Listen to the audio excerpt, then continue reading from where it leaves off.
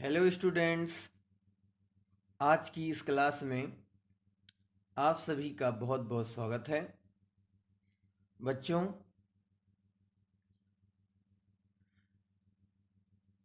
Last days आप सभी ने प्रेजेंट परफेक्ट टेंस के पॉजिटिव सेंटेंस के विषय में अध्ययन किया। आज हम आप सभी को प्रेजेंट परफेक्ट टेंस के नेगेटिव सेंटेंस के विषय में अध्ययन करवाने का प्रयास करने जा रहा हूं। आप सभी ध्यान पूर्वक सुने और समझें। आइए चलते हैं प्रेजेंट परफेक्ट टेंस के नेगेटिव सेंटेंस पर। बच्चों, इस सेंटेंस का फर्स्ट रूल है कि इस सेंटेंस में सिंगुलर सब्जेक्ट मीन्स एक वचनकर्ता ही, सी, इट तथा एक नाम के साथ हेल्पिंग वर्ब हैज नॉट का प्रयोग करके मुख्य क्रिया मेन वर्ब की परफेक्ट पार्टिसिपल फॉर्म अर्थात third form of the verb का प्रयोग किया जाता है। बच्चों, यदि आपका सब्जेक्ट सिंगुलर हो, ही, सी, इट, वन नेम, तो हेल्पिंग वर्ब हैज नॉट का यूज करके मेन वर्ब की थर्ड फॉर्म का प्रयोग करना है। प्रेजेंट पार्टिसिपल का मतलब फर्स्ट फॉर्म होता है, पार्टिसिपल का मतलब सेकंड फॉर्म होता है और परफेक्ट पार्टिसिपल का मतलब थर्ड फॉर्म होता है।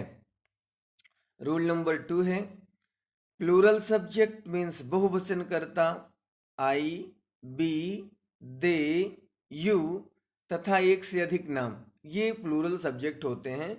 इनके साथ हेल्पिंग वर्ब हैव नॉट का प्रयोग करके मुख्य क्रिया की परफेक्ट पार्टिसिपल फॉर्म का प्रयोग करना है।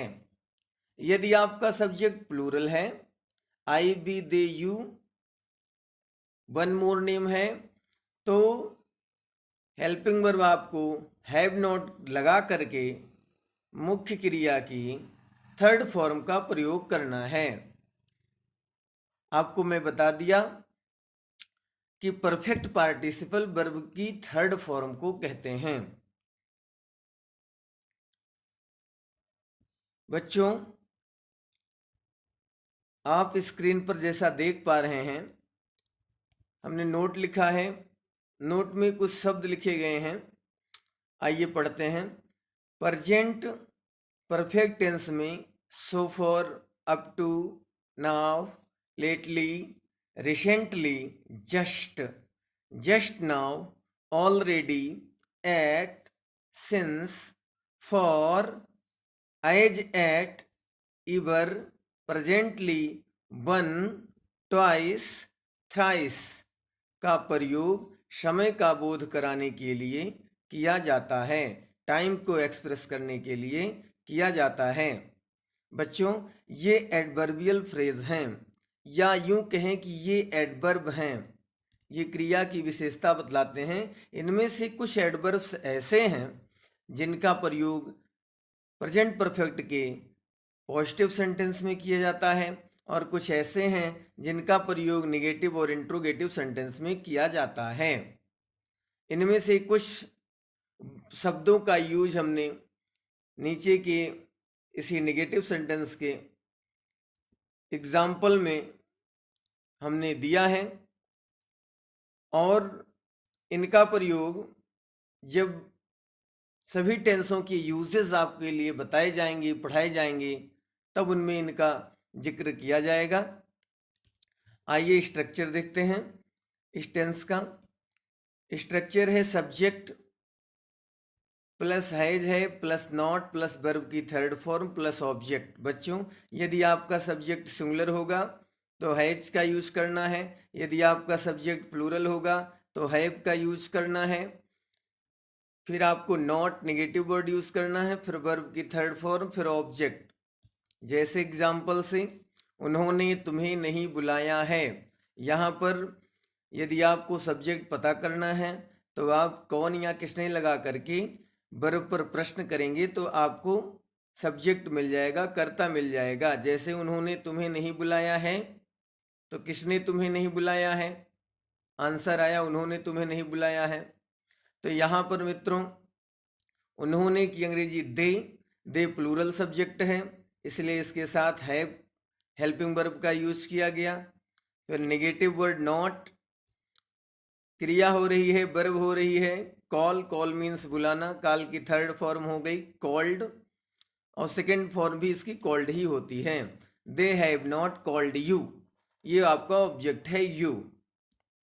सेकेंड सेंटेंस में दूध वाला अब तक नहीं आया है, तो दूध वाला द मिल्कमैन सिंगुलर है, द मिल्कमैन इस सिंगुलर होने के कारण हैज हेल्पिंग वर्ब आई, तो the milkman has negative word not come, come की सेकेंड फॉर्म होती है केम, थर्ड फॉर्म होती come, the milkman has not कम।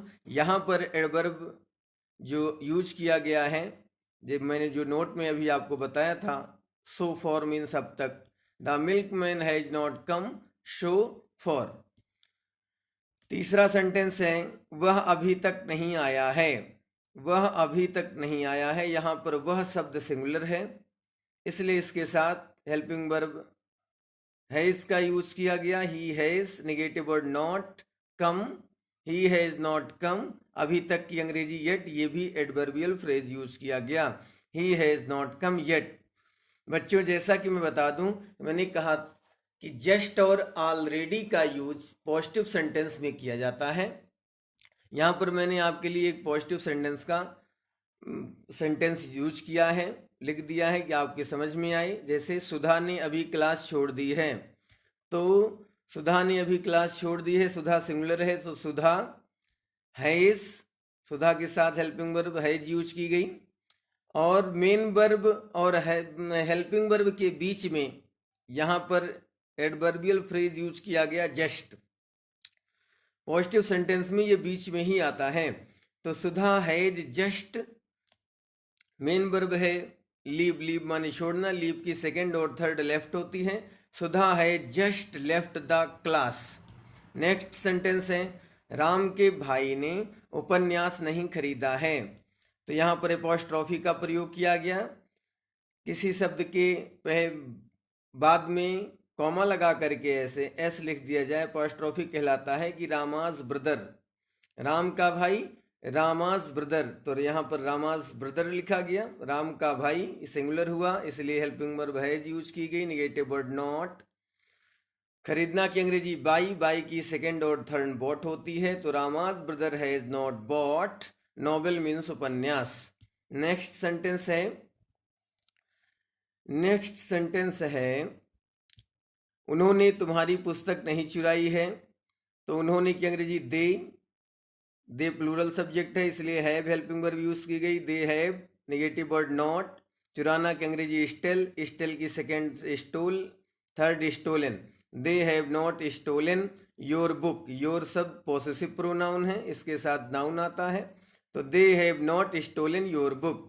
रेखा ने अब तक दिल्ली नहीं देखा है, तो रेखा सिंगुलर है, रेखा के साथ हेल्पिंग वर्ब हैज का यूज किया गया, Rekha has negative word not, Rekha has not visit माने देखना, विजिट की थर्ड फॉर्म यूज की गई visited, Rekha has not visited क्या नहीं देखा, दिल्ली दिल्ली। सो फार ये भी एडवर्बियल फ्रेज है, यूज की गई, Rekha has not visited Delhi so far. वह यहाँ 3 वर्ष से रह रहा है, period of time point of time के लिए फॉर का भी प्रयोग किया जाता है, सेंस का भी प्रयोग किया जाता है, जो प्रेजेंट परफेक्ट टेंस में भी यूज किया जाता है। वह यहाँ 3 वर्ष से रह रहा है, तो ही हैज नॉट, लिव मीन्स रहना, लिव की थर्ड फॉर्म लिव्ड हो गई, he has not lived here, here means यहाँ, for 3 years, he has not lived here for 3 years. बच्चों आशा करता हूं कि आपके समझ में ये पूरा सेंटेंस आया होगा, और यदि आपके समझ में नहीं आया है तो कमेंट बॉक्स में कमेंट करके हमें ज़रूर बताएं, और मैं आपको उस पर एक्सप्लेन करने की कोशिश करूंगा। Thanks for watching.